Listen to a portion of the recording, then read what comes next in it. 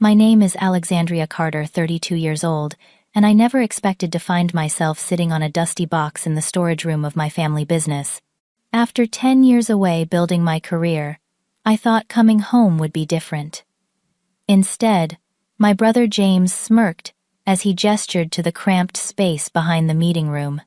"Oh, sit in the storage room, we need space for important clients," he said dismissively.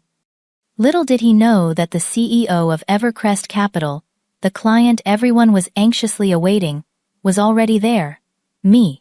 If you want to know how this all unfolded, let me know where you are watching from, hit that like button, and subscribe to see how I turned the tables on my family, who never believed in me. Growing up in Mapleton, a small town where everyone knew your business, my family had always been respected. Carter Investments was the pride of our community.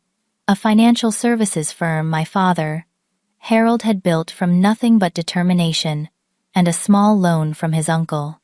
Our brick building on Main Street, with the imposing Carter family crest above the entrance, was a symbol of success and stability. Dad started with just himself and a part-time secretary, eventually growing to employ 30 people from our community. My mother, Eleanor, played the perfect supportive wife, hosting dinner parties for clients and maintaining our family image while raising 3 children. Though she had a degree in economics herself, she never used it professionally. "A woman supports her husband from behind the scenes," she would tell me whenever I asked why she never worked at the firm. I noticed how she would sometimes gaze longingly at the building when we drove past, but she never complained. James, my older brother, by 4 years, was groomed to take over the family business from the moment he was born. Despite his mediocre grades and superficial understanding of investment strategies, Dad poured all his knowledge and connections into preparing James. Summer internships, private meetings with clients, expensive business schools, all opportunities were handed to him on a silver platter. James has the Carter instinct. Dad would boast at family gatherings, even when James had just made a poor investment recommendation that Dad had to fix behind the scenes. I would watch from the doorway of Dad's home office as he corrected James's mistakes late into the night, then praised him publicly the next day. My younger sister Abigail, just 2 years behind me, followed the traditional path expected of Carter women. She studied communications, worked briefly as the firm's receptionist after college, then married the son of one of Dad's golf buddies. Now she organized the firm's charity events and raised her 2 children perfectly content in the role that had been designed for her. Then there was me, the middle child who never quite fit the mold. From the age of 12, I was fascinated by the stock market. I would spend hours reading financial newspapers, analyzing trends, and creating mock investment portfolios that consistently outperformed my father's conservative choices. By 16, I had turned my babysitting money into a small but impressive personal investment fund. Alexandria put away those financial reports. "That is not appropriate dinner conversation. For a young lady," my mother would scold when I tried to discuss a new investment opportunity. My father would chuckle and pat my head condescendingly. "Leave the complicated stuff to your brother, sweetheart. Why not help your mother with the client gift baskets?" The summer before my senior year, I created a comprehensive analysis of Carter Investments' portfolio, identifying several underperforming assets and opportunities for growth. I spent weeks perfecting my presentation, hoping Dad would finally see my potential. "Women do not lead investment firms," he stated flatly, after glancing at my carefully prepared documents for all of 30 seconds. "Clients want to see a man at the head of the table. That is just how this business works." James smirked from the doorway. "Nice try, Lex. Maybe you should stick to planning the office Christmas party." That night, I made the decision that would change the trajectory of my life. I applied to finance programs across the country, seeking scholarships and student loans. When my acceptance letter to Wharton arrived with a partial scholarship, I knew I could not turn it down. The night I told my family I was leaving Mapleton to pursue my own path in finance was the first time I saw genuine anger in my father's eyes. "You are abandoning your family for some foolish dream," he shouted. "No daughter of mine is going to disgrace us by failing in a man's world." My mother cried silently while James looked smugly satisfied. Only Abigail squeezed my hand under the table in quiet support. "If you walk out that door, Alexandria, do not expect our help when you come crawling back," my father warned, as I packed my car. I left the next morning before dawn. The following 10 years were a blur of 18-hour workdays, instant ramen in tiny apartments, and climbing the corporate ladder one exhausting rung at a time. I interned at prestigious firms, saved every penny, built networks of my own, and eventually gathered enough investors to start my own company, Evercrest Capital. I deliberately chose a name unconnected to myself, wanting success based on results, not family connections. Within 5 years, Evercrest had grown from my tiny home office to occupying 3 floors in a Manhattan skyscraper. Our client list included Fortune 500 companies, and our investment returns consistently outperformed market averages. Through it all, I maintained minimal contact with my family. Christmas cards, occasional phone calls with my mother and sister, nothing more. They knew I worked in finance, but I never shared details of my success. Pride kept me from reaching out, and they never asked. It was the death of my mentor, Margaret Wilson, that finally pulled me back to Mapleton. She had been the only person to believe in me when I started Evercrest, investing her retirement savings as my first major client. At her funeral, she had left me a letter asking me to reconcile with my family. "Life is too short for pride, Alexandria," she had written. "Show them who you've become, not out of spite, but so they can truly know their daughter." So, when I learned that Carter Investments was seeking partnership with a larger firm to expand their services, I saw the perfect opportunity. Evercrest Capital was in the market to acquire regional investment firms with established client bases. I directed my team to arrange a meeting, but instructed them to keep my position as founder and CEO confidential until the actual meeting. I returned to Mapleton with hope in my heart. Perhaps now, with my success evident, my family would finally see my worth. Perhaps now they would welcome me back with open arms and respect. I could not have been more wrong. The town of Mapleton had changed in the decades since I left. The old movie theater had been converted into an artisanal coffee shop, 3 new chain restaurants had replaced local diners, and the Carter Investments building had expanded to include the former hardware store next door. The family crest was now illuminated with spotlights visible from blocks away, a beacon of prosperity, or at least the appearance of it. I checked into the new boutique hotel downtown, rather than asking to stay at the family home. After settling in, I called my mother to announce my arrival. "Alexandria, what a lovely surprise," she exclaimed, though I had emailed her about my visit the week before. "We must have dinner tonight. Your father will be so pleased." I doubted that very much, but agreed to meet them at Riverside Grill, the upscale restaurant where we had once celebrated special occasions. My mother and sister greeted me with hugs that felt genuine, if somewhat reserved. Mom looked older than her 58 years, new lines etched around her eyes and mouth. Abigail looked exactly as I expected, polished and put together in a conservative dress, her husband Benjamin hovering protectively at her side. "You look so urban," my mother commented, taking in my tailored pantsuit and sleek haircut. I could hear the unspoken comparison to Abigail's more traditional femininity. My father arrived late, making an entrance as he always had. Harold Carter still commanded attention when he entered a room, though his hair had gone completely silver, and his once trim waistline had expanded. He gave me a stiff, formal hug. "So the prodigal daughter returns," he said, his smile not reaching his eyes. "What brings you back to our little town after all this time?" Before I could answer, James arrived with his wife Susan, whom I had only met once at their wedding years ago. My brother had inherited our father's height, but not his presence. He had the soft look of someone who had never faced true hardship, his expensive watch and designer suit speaking of superficial success. Well, if it is not little Lex," he said, using the childhood nickname I had always hated. "Still playing with stocks and bonds in the big city." "Something like that," I replied neutrally, unwilling to reveal my hand too soon. I hear Carter Investments is looking to expand.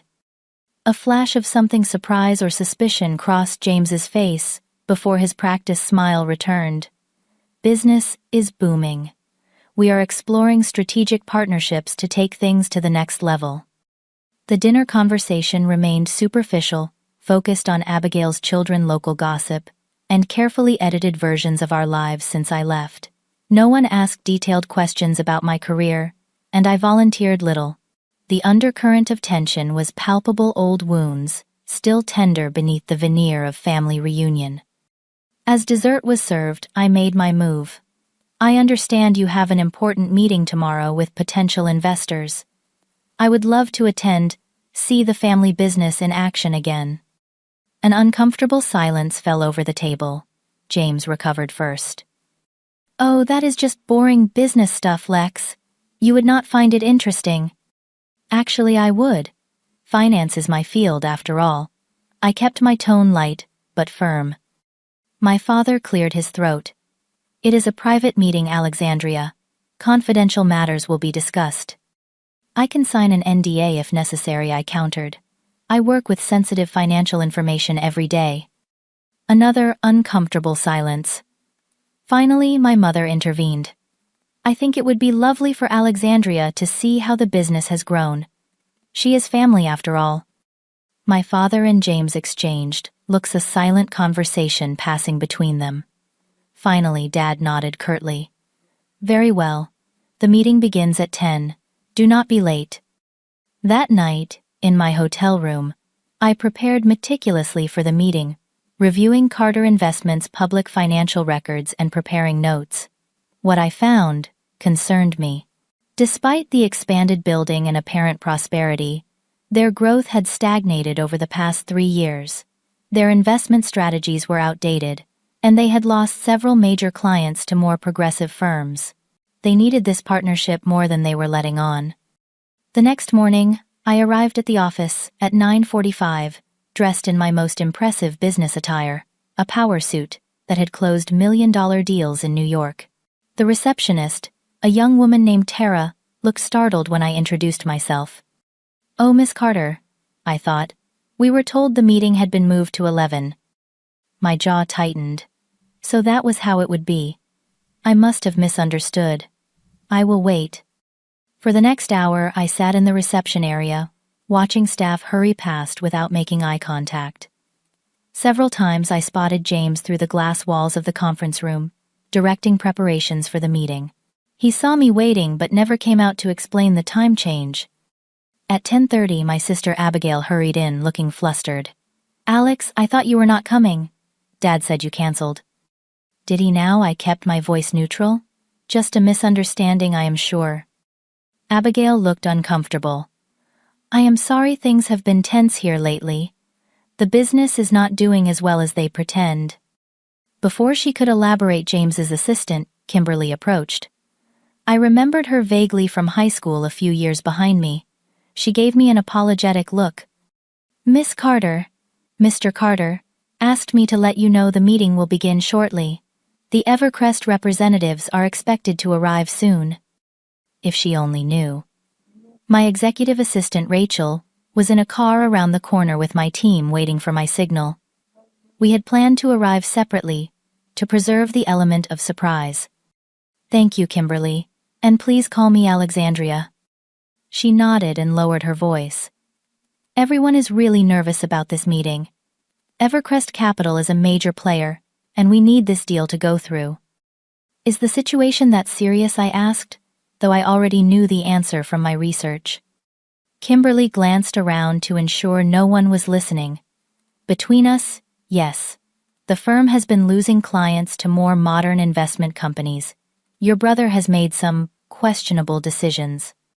Just then, James emerged from the conference room, frowning when he saw me chatting with his assistant, Kimberly.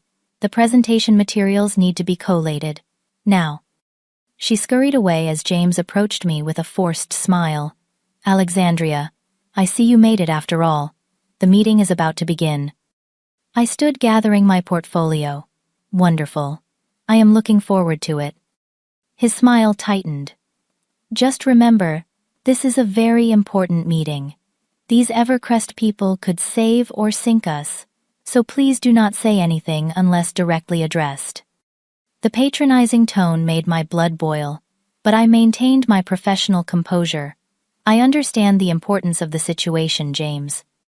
As we walked toward the conference room, I could see staff running last-minute preparations, straightening chairs and arranging refreshments. The atmosphere was tense with anticipation. They had no idea that their most important client was already in the building, watching their every move. The conference room had been transformed for the occasion. Fresh flowers adorned the center of the polished table leather portfolios, with the Carter Investments logo were placed at each seat, and a professional-looking presentation was queued up on the large screen. Name cards marked the places for my father James, the company's legal counsel, Gerald Miller, and several spaces labeled Evercrest Capital. No place had been set for me. "You look different," my father commented, as he entered the room eyeing my attire with a mixture of surprise and disapproval. My charcoal gray Armani suit, with its subtle pinstripes and crisp white blouse, was a far cry from the floral dresses my mother and sister favored. "Professional attire for a professional meeting," I replied evenly. James snorted. "What would you know about high-level meetings, Lex? Playing with your little stock portfolio is hardly the same as running a family business." I bit my tongue, reminding myself that the payoff would be worth the temporary indignity. "I have attended my share of important meetings." "Well, this one actually matters," James retorted. "Evercrest Capital manages billions in assets. Their acquisition division is considering us for partnership, which could double our client base." If only he knew that I had personally built Evercrest's acquisition division from scratch 3 years ago. My father straightened his tie nervously. "Alexandria, perhaps it would be better if you observed from the sidelines. These negotiations require experience and finesse." "Yes," James added quickly. "We cannot afford any distractions." As more staff filed in and took their places, I remained standing conspicuously without a seat at the table. Gerald Miller, the company's longtime legal counsel, gave me a curt nod, but offered no greeting. He had always been my father's man through and through. When clients from local businesses began arriving for the presentation portion of the meeting, the space grew even more crowded. James made a show of introducing each guest to my father, deliberately ignoring my presence. "We seem to be running out of room," James said loudly, as the last few people entered. His eyes landed on me with barely concealed satisfaction. "Alexandria, perhaps you could sit in the storage area. We need these seats for important clients." He gestured to a door at the back of the conference room that I knew led to a small storage space where office supplies and marketing materials were kept. My cheeks burned with humiliation as several people turned to look at me. "Of course," I said, my voice steady despite my anger. "Anything to help the family business." The storage room was exactly as demeaning as James had intended. Cardboard boxes of brochures were stacked against one wall, a broken chair leaned in the corner, and the overhead light flickered erratically. A small window offered the only connection to the main conference room, allowing me to see and hear the proceedings, but effectively removing me from participation. I had to move several heavy boxes to create a makeshift seat for myself. Dust covered my expensive suit, and the room smelled of toner cartridges and old paper. Through the window, I could see James speaking animatedly to a group of local business owners, occasionally glancing in my direction with smug satisfaction. "Can you believe she just showed up expecting to be involved?" I overheard him say to Gerald Miller. 10 years without so much as a phone call, and suddenly she wants to play businesswoman. "Women rarely understand the complexities of high finance," Gerald agreed, loud enough for me to hear through the thin wall. "Best to keep her out of the way." I closed my eyes and took a deep breath, fighting the urge to storm out. Walking away now would only reinforce their dismissive attitude. I had built a billion-dollar company from nothing, weathered financial crises that had destroyed lesser firms, and earned the respect of Wall Street's most ruthless players. I could endure a few hours of my family's condescension. The memory of similar treatment throughout my childhood strengthened my resolve. I remembered presenting my first stock market analysis at age 14, only to have my father pat me on the head and tell me to leave the numbers to the men in the family. I remembered James taking credit for my investment strategy that won him first place in a college business competition. I remembered every dismissive comment, every opportunity denied, every achievement minimized. Through the window, I watched as my father called the meeting to order. He spoke about Carter Investments' legacy in the community, their traditional values, and their vision for growth. James then took over presenting outdated market analyses and overly optimistic projections that made me wince. Any competent investor would see through such transparent inflation of their performance metrics. Our partnership with Evercrest Capital would allow us to expand into new markets while maintaining the Carter family values that have made us successful for 3 generations, James concluded, with practiced sincerity. I checked my watch. Rachel and my team would be arriving in exactly 30 minutes. Until then, I would continue to observe and gather information about just how badly my family's business needed saving. As the presentation continued, I noticed increasing anxiety among the staff. Kimberly kept checking her phone and whispering urgently to other employees. My father repeatedly glanced at his watch, and James's confident facade began to show cracks as the scheduled arrival time for the Evercrest representatives approached. Through it all, I sat on my box in the storage room, invisible yet seeing everything. The proverbial fly on the wall, gathering ammunition for the moment when I would finally step into the light and reveal my true identity. The dust made me sneeze, occasionally drawing irritated glances from James, as if my bodily functions were deliberately disruptive to his important meeting. As the minutes ticked by, I found a certain dark satisfaction in their growing nervousness. They had no idea that their fate rested in the hands of the very woman they had literally relegated to a closet. Poetic justice was about to be served, and I intended to savor every moment of it. The tension in the conference room grew palpable as 11:30 came and went, with no sign of the Evercrest Capital representatives. My father kept checking his Rolex with increasing frequency, while James paced at the front of the room, his earlier confidence evaporating with each passing minute. "Should we call them again, Gerald Miller?" suggested, his normally composed demeanor showing signs of stress. "We do not want to appear desperate," James snapped, though desperation was exactly what I could read on his face. Through my storage room window, I observed the local clients growing restless. Several checked their phones or whispered among themselves. This meeting had clearly been billed as an opportunity to witness Carter Investments securing a prestigious partnership, a chance to reassure the community that the family business remained strong. Instead, it was becoming an embarrassment. "Perhaps they are stuck in traffic," my father offered weakly. "Hartford is nearly 2 hours away." I suppressed a smile. Evercrest's acquisition team was actually parked just around the corner awaiting my signal. The delay was entirely strategic. James barked orders at Kimberly to call the Evercrest offices again, his tone unnecessarily harsh. She scurried away, looking close to tears.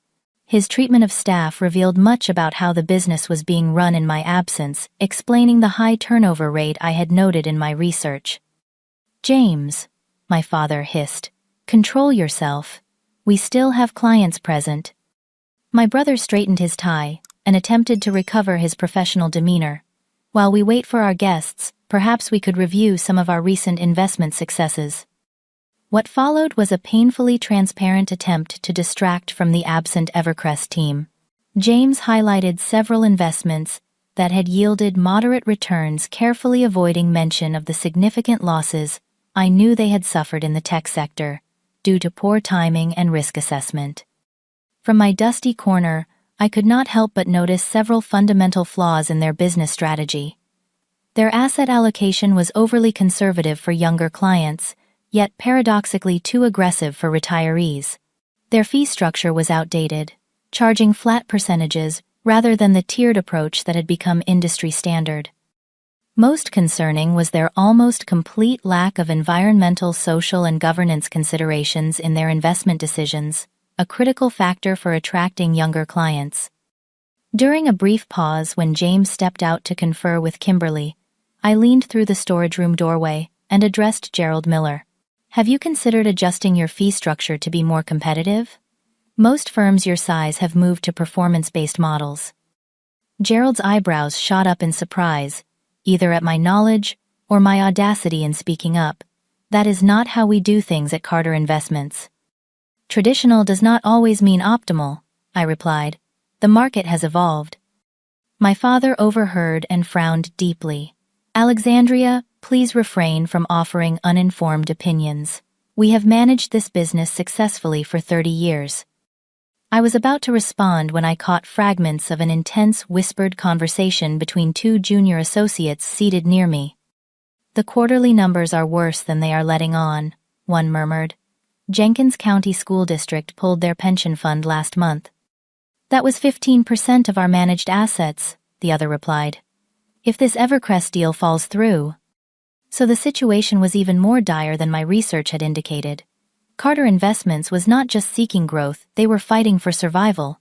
My father's conservative approach had failed to adapt to changing market conditions, and James's attempts to modernize had apparently been haphazard and poorly executed.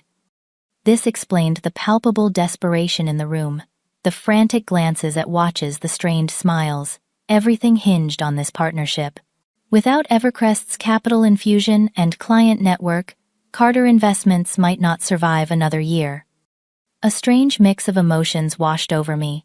Vindication certainly that my early assessments of the company's weaknesses had proven correct, but also an unexpected pang of sadness for my father's legacy, built over decades of hard work, now teetering on the brink of collapse. James returned to the conference room, his face tight with stress. They should be here any minute, he announced with forced cheerfulness. Traffic on the interstate is apparently terrible today. Another 20 minutes crawled by. The local clients began making excuses to leave, sensing that the promised introduction to Evercrest Capital would not materialize. Each departure visibly wounded my father's pride, as he tried valiantly to convince them to stay just a little longer. Perhaps we should reschedule, Gerald suggested quietly to my father. This is becoming uncomfortable. My father shook his head firmly. Absolutely not. This partnership is essential. We wait as long as necessary. Just then, my phone vibrated with a message from Rachel. In position. Ready when you are. The moment of truth was approaching. I felt a flutter of nerves despite my careful planning. After 10 years of building my success in secret, I was about to reveal myself as the very lifeline my family was desperately awaiting. Would they be proud? Resentful? Would this bridge the gap between us, or widen it irreparably? I slipped out of the storage room, needing a moment to compose myself before the grand revelation. In the hallway, I encountered Kimberly, who was returning from another unsuccessful attempt to contact Evercrest. Is everything all right? She asked, noting my serious expression. It will be, I assured her. By the way, you deserve better treatment than what I have seen today. She looked surprised but grateful for the acknowledgement. It has been especially tense lately. The business is struggling more than they admit. This Evercrest deal. It is not just another partnership. It is survival. I nodded. Things are about to change, Kimberly. For better or worse. My phone vibrated again, with another message from Rachel Carr pulling up now. Entering building, in 2 minutes. It was time. I took a deep breath and texted back a single word, proceed. I returned to the conference room, just as James was making a last desperate attempt to salvage the meeting. The remaining clients looked bored and unconvinced by his increasingly grandiose promises about the future of Carter Investments. Once our partnership with Evercrest is finalized, we will be positioned to offer unprecedented returns. He claimed, his voice slightly too loud, his gestures too expansive. Their resources combined with our local expertise will create synergies that benefit all our clients. I quietly resumed my place in the storage room, wanting to observe the final moments of the old Carter Investments, before I transformed it forever. Through the window, I watched my father massaging his temples, the picture of defeated dignity. For all his faults, he had built something meaningful from nothing, something I had once desperately wanted to be part of. In that moment, my motivation shifted subtly. This was no longer solely about proving myself or enjoying a moment of triumphant revenge. It was also about saving my family's legacy, albeit on my own terms. My phone lit up with Rachel's final message. Walking in now. I straightened my suit jacket, brushed the dust from my shoulders, and prepared to step out of the shadows and into my rightful place. The moment I had imagined for 10 years was finally here. The atmosphere in the conference room shifted perceptibly as Kimberly burst through the door, her face flushed with excitement. All heads turned toward her conversation, halting mid-sentence. "Sir," she announced breathlessly, "to James, they are here. Evercrest Capital's CEO just arrived in the lobby." A collective sigh of relief swept through the room. My father straightened his tie, while James quickly ran a hand through his hair, composing himself. The remaining clients sat up attentively, suddenly reinvested in the meeting they had been ready to abandon moments before. "Show them in immediately," James instructed, his voice cracking slightly with nervous tension, "and bring the special reserve coffee." This was my cue. I stepped out from the storage room, brushing the last of the dust from my Armani suit. No one noticed me at first, all eyes fixed expectantly on the main entrance. I positioned myself at the back of the room, standing tall, despite the ache in my back from sitting on boxes for over an hour. The door opened, and everyone leaned forward in anticipation. But instead of a delegation of executives only, my executive assistant Rachel entered, immaculately dressed in a navy blue suit, tablet in hand. Confusion rippled through the room. "Where are the rest of them?" James whispered loudly to Kimberly. Rachel surveyed the room with professional detachment until her eyes found mine. She gave me the slightest nod, our prearranged signal. "Sir, Evercrest Capital's CEO is here," Kimberly repeated, gesturing toward the door with growing confusion. A moment of bewildered silence fell over the room as everyone looked from Rachel to the empty doorway and back again. James began to fidget nervously. "I am Evercrest Capital's CEO," I announced clearly, my voice cutting through the confusion like a knife. Every head in the room swiveled toward me. The expressions ranged from confusion to disbelief to dawning horror as the implications sank in. "Alexandria," my father said weakly, his face draining of color. James recovered first, his embarrassment quickly morphing into defensive anger. "Do not be ridiculous. Stop playing games, Alexandria. This is serious business." Rachel stepped forward, her professional demeanor unwavering. "Allow me to introduce Alexandria Carter, founder and Chief Executive Officer of Evercrest Capital, managing over $8 billion in assets across 17 countries." She handed me my executive portfolio, embossed with the Evercrest logo, then opened her tablet and displayed our company's official biography page with my photo and credentials clearly visible. "This is absurd," James sputtered, his face turning an alarming shade of red. "She is just trying to embarrass us. Evercrest is a major financial institution." Founded in 2014 by Alexandria Carter, Rachel continued smoothly after she graduated summa cum laude from Wharton and completed executive training at Goldman Sachs. Under her leadership, Evercrest has achieved average annual returns of 22%, outperforming market indices by approximately 8% annually. The room had gone completely silent. My father remained frozen in his chair, his expression unreadable. The remaining clients were watching the unfolding drama with undisguised fascination. "I built Evercrest from nothing," I said, moving to the center of the room. "No family connections, no inherited clients, no safety net.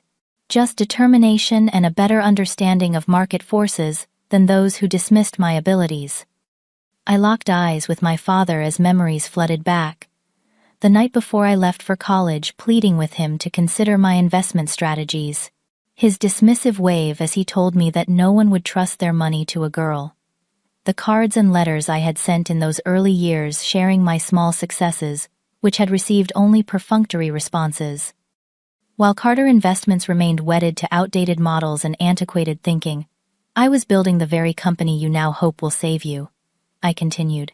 The company you relegated to a storage room today.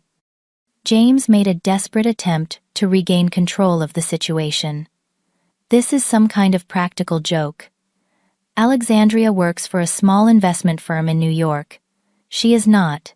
She cannot be. The majority shareholder and CEO of one of the fastest-growing investment firms in the country. I finished for him. I specifically kept my connection to Evercrest private because I wanted to see how you would treat me based on who you thought I was, not who I had become. Rachel handed tablets to everyone in the room displaying Evercrest's impressive portfolio and my verified credentials. The evidence was irrefutable. I did not create this situation to humiliate you, I said, softening my tone slightly. I came home hoping for reconciliation, for recognition of my achievements. Instead, I was dismissed, belittled, and literally closeted away. My mother had entered during the commotion, and now stood in the doorway, one hand pressed to her mouth in shock. Alexandria, you built Evercrest, the company everyone has been talking about for weeks. I nodded. The same company that has been considering acquiring Carter Investments, yes. Why didn't you tell us? She asked, genuine hurt in her voice. Would it have mattered? I countered. Would you have treated me differently if you had known? Or would you still have seen me as the daughter who needed to be kept out of important business discussions? My father finally found his voice, though it lacked its usual commanding tone. You deliberately deceived us. I revealed exactly who I have always been. I corrected him. A capable, intelligent investment professional who happens to be your daughter. The deception was in how quickly you forgot that when I walked away from the path you prescribed for me. James was still struggling to process the revelation, his expression, cycling through disbelief, anger, and fear. So this whole meeting was what revenge, a setup to humiliate us in front of our clients. Not revenge, I said firmly. A reality check. Carter Investments is failing, James. Your quarterly returns are down 18%. You have lost 3 major clients in the past 6 months. Your fee structure is outdated.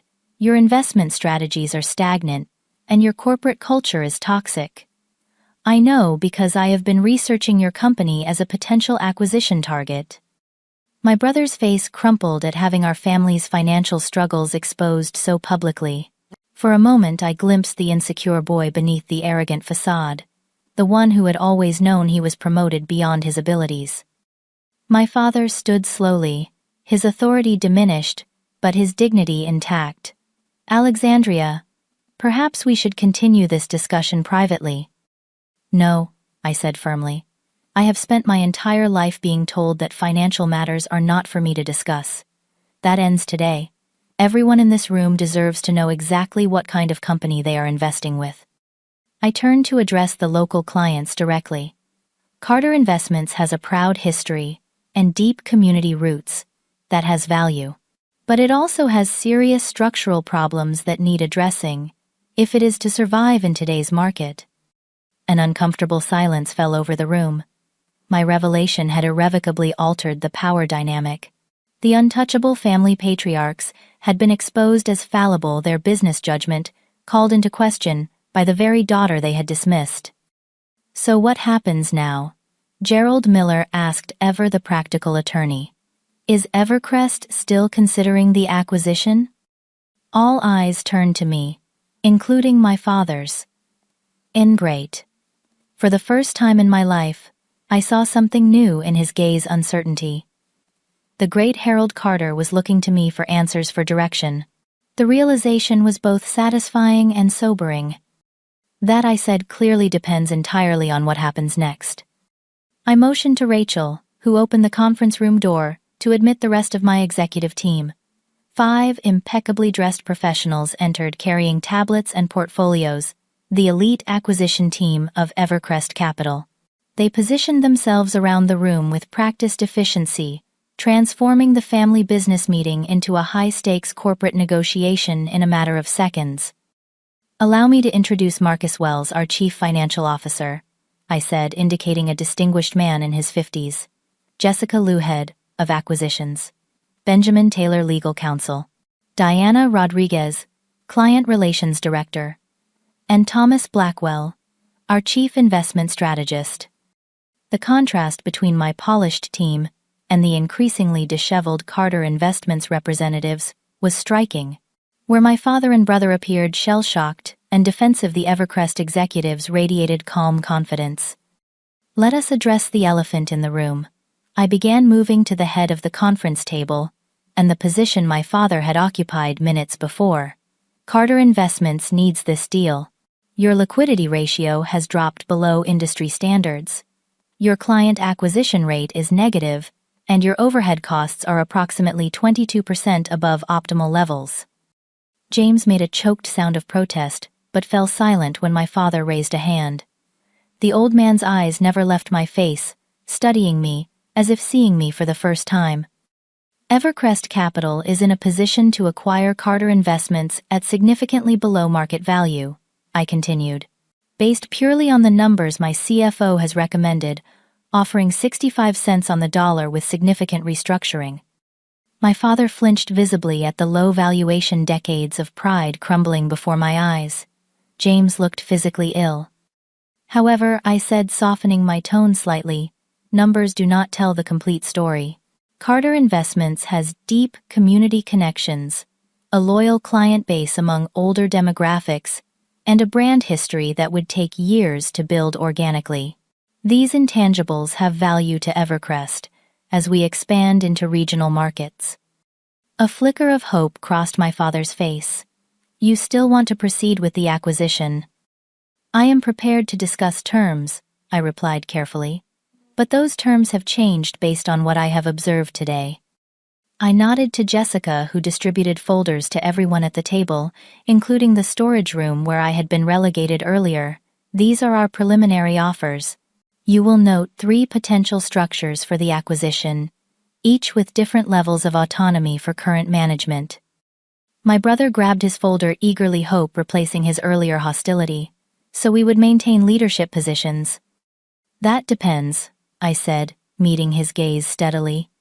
"On several factors, including your willingness to modernize your investment approaches and improve your corporate culture." I turned to address the remaining clients directly. "As potential Evercrest clients, you deserve to know that we take a different approach to investment management. We prioritize transparency, sustainable returns, and ethical investment strategies. Our fee structure is performance-based. Our portfolio managers are diverse in background and perspective, and our corporate culture rewards innovation rather than tradition for tradition's sake." Several clients nodded approvingly. These were values that resonated with younger investors, especially the demographic Carter Investments had failed to attract. My father cleared his throat. "Alexandria, perhaps we could discuss this privately as family." "We are not here as family," I replied firmly. "We are here as business professionals. Evercrest Capital has fiduciary responsibilities to its shareholders and clients that supersede personal relationships." For a moment, hurt flickered across his face, quickly masked by a return to professionalism. "Of course, forgive the suggestion." That brief glimpse of vulnerability reminded me that beneath the proud exterior was a man watching his life's work hang in the balance. The man who had taught me my first lessons about compound interest and market capitalization, however reluctantly. "However," I added, "I believe Carter Investments has untapped potential that the right leadership could develop. The question is whether that leadership exists within the current structure." I proceeded to deliver what was essentially a masterclass in modern investment strategy, highlighting the specific weaknesses in Carter Investments' approach and contrasting them with Evercrest's more agile methodologies. My team supported the presentation with detailed analytics and case studies, demonstrating our superior returns across various market conditions. Throughout my presentation, I could not help but remember the countless times my investment ideas had been dismissed at the family dinner table, the patronizing smiles, when I had suggested the very strategies that had ultimately built Evercrest into a powerhouse. Your fixed income portfolio is overexposed to municipal bonds, I noted, bringing up a comparison chart on the main screen. While traditionally safe, they are vulnerable in the current interest rate environment. Evercrest has developed a proprietary risk assessment model that has allowed us to maintain stability while achieving significantly higher yields. Thomas Blackwell, my chief investment strategist, expanded on the technical aspects while I observed the reactions around the room. The remaining clients were clearly impressed, several taking notes eagerly. My father listened with intense concentration, occasionally nodding in reluctant agreement. James alternated between defensive posturing and defeated slumping in his chair. Additionally, I continued your client acquisition strategy, relies too heavily on personal networks and local connections. While valuable, this approach has clear limitations in scale and demographic reach. Diana Rodriguez detailed Evercrest's multi-channel client acquisition approach, which combined digital marketing, strategic partnerships, and targeted outreach to underserved investor communities. The future of investment management lies in personalization, sustainability, and technological integration, I concluded. These are areas where Carter Investments has fallen behind the industry curve. By this point, the power shift in the room was complete. Even my father, the patriarch who had ruled Carter Investments with absolute authority for decades, was deferring to my expertise. The local clients were looking to me, rather than him, for guidance about their financial futures. James made one last desperate attempt to reassert control. "This is all very impressive, Alexandria, but our clients value stability and tradition. Not everyone wants flashy new approaches that might be gone tomorrow." Before I could respond, one of the clients, Andrew Peterson, from the local hospital board, spoke up. "Actually, we have been concerned about the conservative returns for some time. The hospital endowment needs to grow more aggressively to meet future healthcare demands." Another client nodded in agreement. "My family has been with Carter Investments for 20 years, but my children have been urging me to move our accounts to more progressive firms." James's final attempt at undermining me had backfired spectacularly, only confirming the disconnect between Carter Investments and its evolving client needs. "Here is my proposal," I said, bringing the focus back to the business at hand. "Evercrest Capital will acquire Carter Investments at 80 cents on the dollar, a significant premium over current market valuation.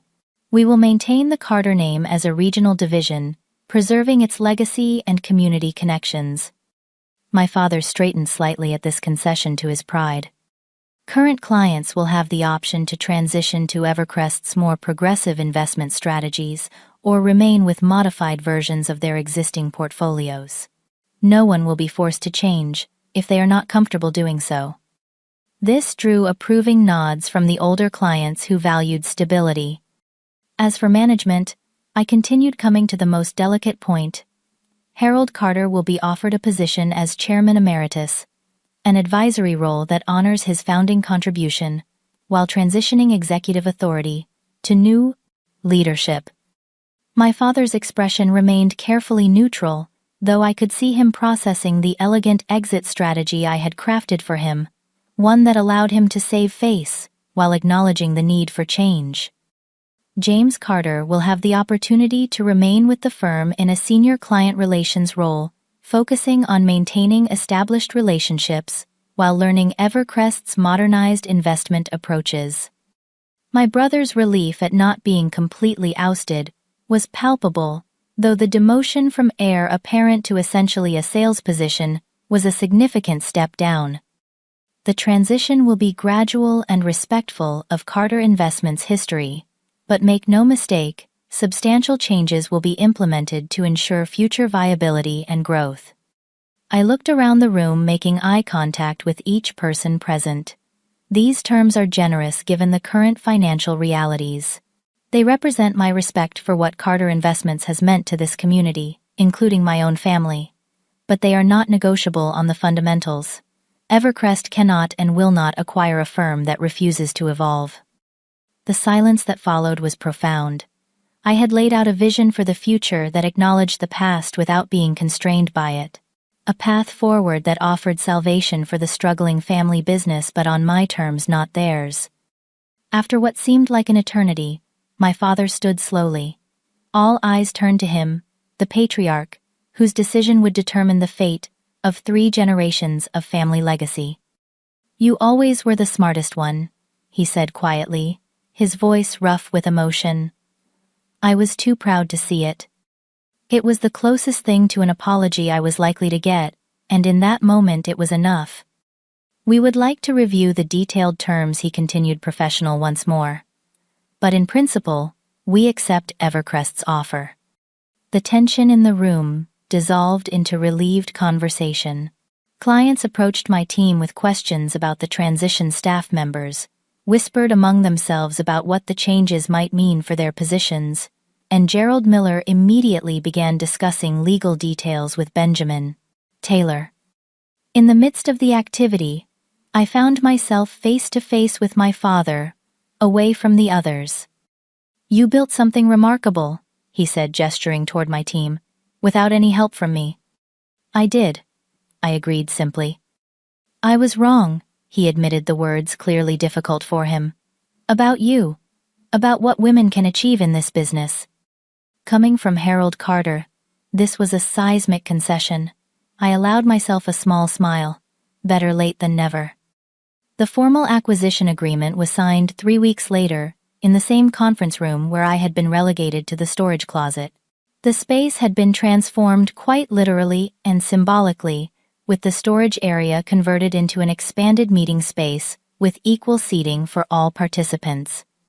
The Carter Investments logo now displayed alongside Evercrest Capital's sleek insignia, representing the partnership that would preserve the family legacy while propelling it into the future.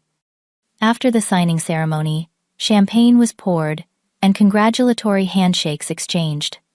The mood was cautiously optimistic, tinged with the bittersweet acknowledgement that an era had ended and a new one had begun. As the crowd dispersed into smaller conversational groups, I found moments to speak privately with each member of my family. My father found me first, approaching with a directness that had always characterized him. His silver hair was freshly trimmed for the occasion, his posture straight and proud despite the circumstances. "The papers are calling this a remarkable turnaround story," he said, referencing the business press coverage of the acquisition, Carter Investments, saved by prodigal daughter. "Is that how you see it?" I asked.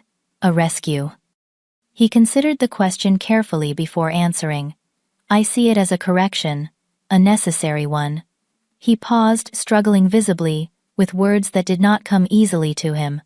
"I should have recognized your talent, Alexandria. I was blinded by traditions and expectations that were outdated long before you challenged them." Coming from Harold Carter, this was tantamount to a full apology. I nodded, accepting it for what it was. "The business would not have survived another year on its current path," I said gently. "The market has evolved too dramatically." "And I failed to evolve with it," he acknowledged. "But you did not. You saw where the industry was heading before most of us recognized the shifts. That kind of foresight. It cannot be taught." He extended his hand formally, businessman to businesswoman. "I look forward to learning from you in my new advisory capacity."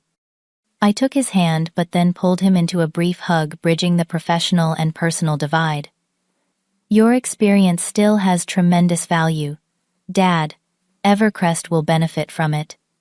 Next came my mother, who had been watching our exchange from across the room.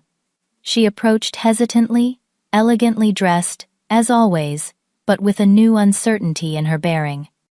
"Alexandria," she began, her voice thick with emotion, "I should have supported you more. When you showed those early aptitudes when you wanted to study finance, I should have been your advocate." "You were raised in a different time, Mom," I said, softening at her genuine remorse. "That is no excuse," she insisted. "I had my own dreams once, my own degree in economics that I never used.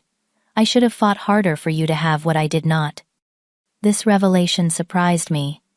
My mother had rarely spoken of her own educational background or career aspirations. "It is not too late, you know. Evercrest has positions for experienced professionals returning to the workforce." Hope flickered across her face. "Do you really think I could contribute after all these years?" "With some updating of skills, absolutely. We have a robust re-entry program specifically designed for women who took career breaks for family." Tears welled in her eyes. "I would like that very much." My sister Abigail approached next, her expression a mixture of admiration and lingering confusion. "You built an entire empire and never told us," she said, half accusation, half awe. "All those years, those holiday calls where you just said things were fine at work. Would you have understood what it meant?" I asked. "Or would it have just created more tension with Dad and James?" She sighed, acknowledging the point. "Probably the latter. Still, I wish I had known my sister was a financial powerhouse. It might have given me the courage to pursue some of my own interests beyond what was expected." "It is never too late to redefine yourself, Abby," I told her. "Look at the company. Look at this family. Everything is changing." "Including me," she said with newfound determination. "I have enrolled in a graphic design course. I always wanted to study art, but it was not practical enough for a Carter."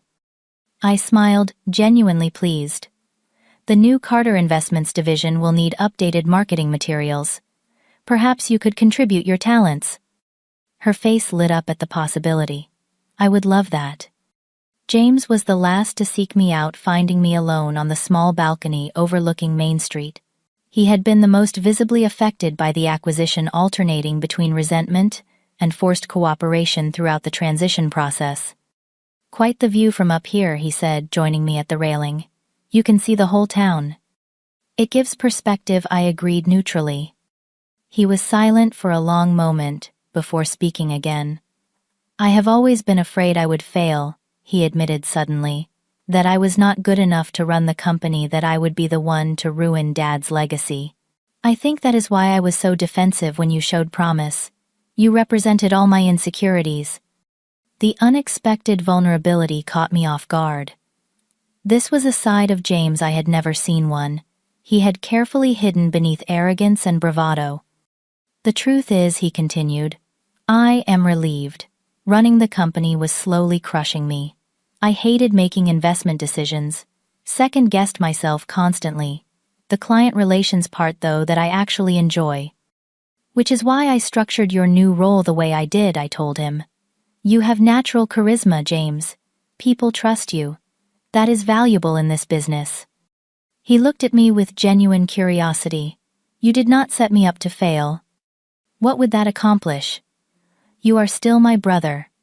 The company still bears our family name.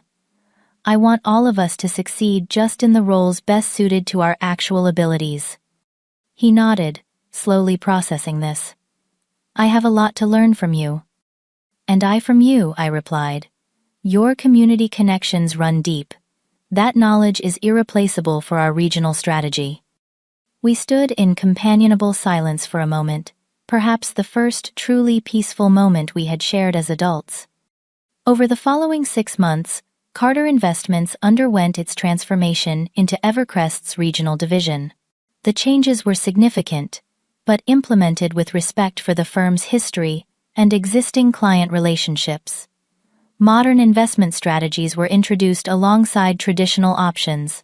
The office culture shifted from hierarchical to collaborative. New technology, streamlined operations, and improved client experiences. Most significantly, a mentorship program for young women interested in finance was established, with scholarships to business schools and internship opportunities. I named it after Margaret Wilson, my own mentor, who had first believed in my vision for Evercrest. The family dynamics evolved as well. My father, after initial resistance, found satisfaction in his advisory role, particularly enjoying the freedom from day-to-day management pressures. My mother thrived in her return to professional life, bringing valuable perspective to client relations with older women investors. an often overlooked demographic. Abigail's design work brought fresh energy to the firm's visual identity, while James excelled in maintaining and strengthening community relationships. As for me, the journey of healing was more complex than I had anticipated. The vindication of my success was satisfying, certainly, but the lingering pain of those early rejections did not simply vanish with professional recognition.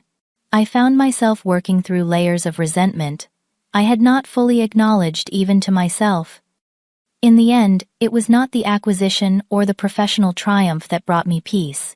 It was the gradual rebuilding of relationships on new foundations of mutual respect. It was watching my mother rediscover her professional identity. It was seeing my sister pursue her creative passions without apology. It was even developing a more honest relationship with my brother, free from the rivalry that had defined us for so long. 6 months after the acquisition, I moved Evercrest's regional headquarters to Mapleton, splitting my time between there and New York. The decision surprised many in the financial world, who questioned why a successful CEO would relocate to a small town. They did not understand that some forms of success cannot be measured in profit margins or market share. The true measure of success, I came to realize, is not proving others wrong about you. It is proving yourself right about yourself. The validation that matters most comes not from external recognition, but from the quiet knowledge that you have remained true to your own vision, even when no one else could see it. My journey from the storage room to the boardroom was never really about revenge or even vindication. It was about claiming the space that had always been rightfully mine, not just in the family business but in my own story. It was about transforming sit in the storage room into I am the CEO, through determination, skill, and unwavering belief in my own worth. If there is one lesson I would share from my experience, it is this: your value is not determined by others' perception of you. The limitations others place on you are reflections of their vision, not your potential.